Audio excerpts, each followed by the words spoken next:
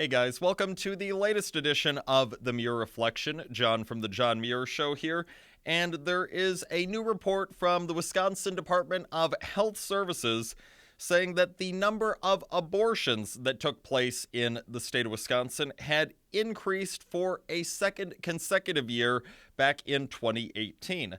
So these DHS statistics indicate that from 2016 to 2017, there was an increase of 3.7% in the number of abortions that took place in the Badger State. And then from 2017 to 2018, there was an increase of 7% in the number of abortions that took place in Wisconsin.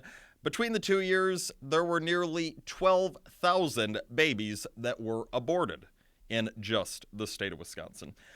Now, this is, of course, incredibly sad because you're talking about nearly 12,000 human lives that were so senselessly taken.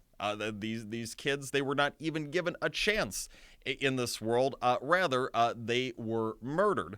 And sadly, we could expect that there's a decent chance that this trend will continue.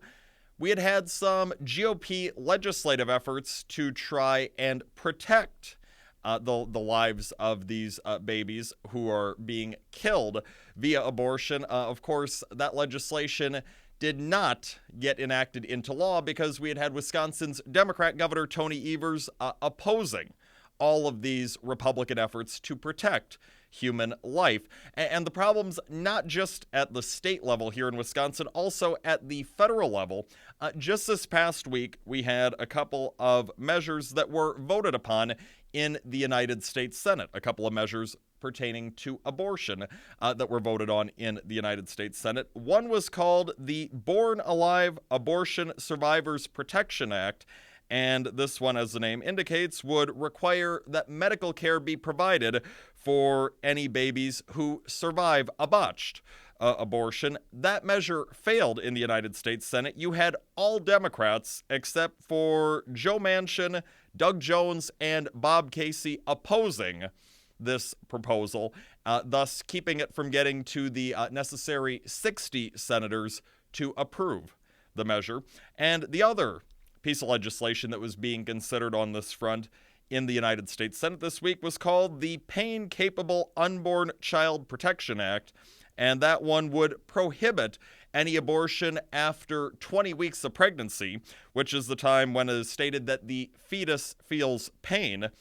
That one, even though it made exceptions for any threat to the mother's life and in cases of rape, that measure too was unsuccessful in the United States Senate, as Susan Collins and Lisa Murkowski, a couple of Rhino senators, joined with all of the Democrats except for the aforementioned Joe Manchin and Bob Casey to oppose that effort. So the overwhelming majority of Democrats, plus Collins and Murkowski, voted no on that one, keeping that measure from getting to the necessary 60 senators to pass.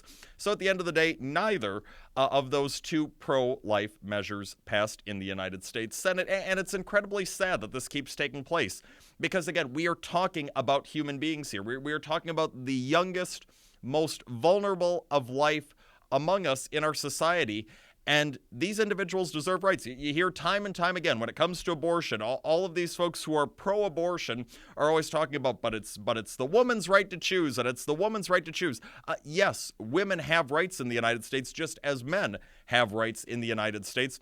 But keep in mind that one individual's rights end where another individual's rights are infringed upon. And of course, you are infringing upon an individual's rights in cases of abortion. You're totally infringing upon the rights of that child. There is no greater infringement on one's rights than to say, you don't have the right to live. And that is exactly what is being told to these children that are being murdered in these abortions. So sadly, we continue to have political efforts to try and protect human life, stalling in the state of Wisconsin, stalling in Washington, D.C., and shame on any of the lawmakers who refuse to go to bat for the youngest, most vulnerable of life in our society.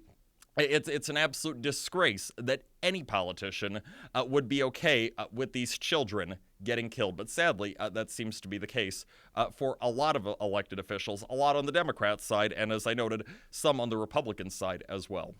It's all the time that we have for today and for this week. The John Muir Show, each and every weekday, 8:40 a.m. on WTAQ, 9 a.m. WSAU and WHBL. Till next time, I'm out.